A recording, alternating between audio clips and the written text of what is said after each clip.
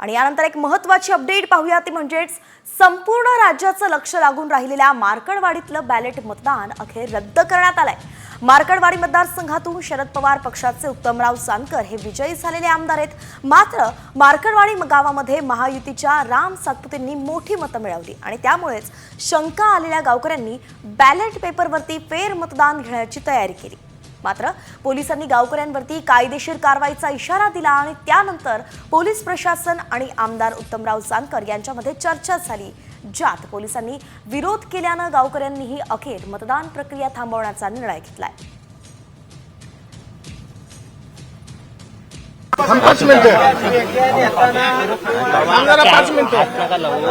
Live चालले तुम्हाला चुकीचं वाटतं तुम्ही हात नका लावू। हे संदीप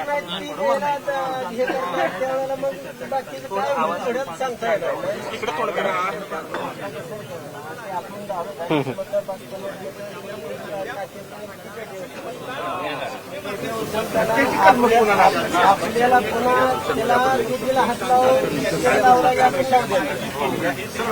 त्याचा विषय असं चालू होता। लढायचं तयारी आहे का शेवटपर्यंत? काय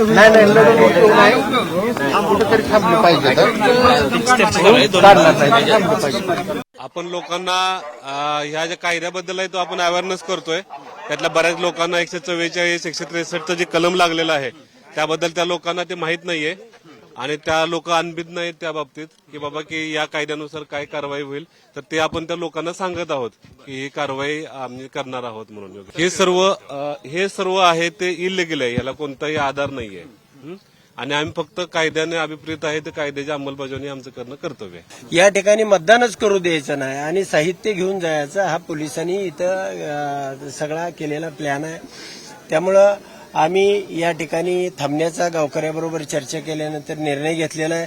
आम्ही येणाऱ्या 8 दिवसामध्ये प्रांत कार्यालय असेल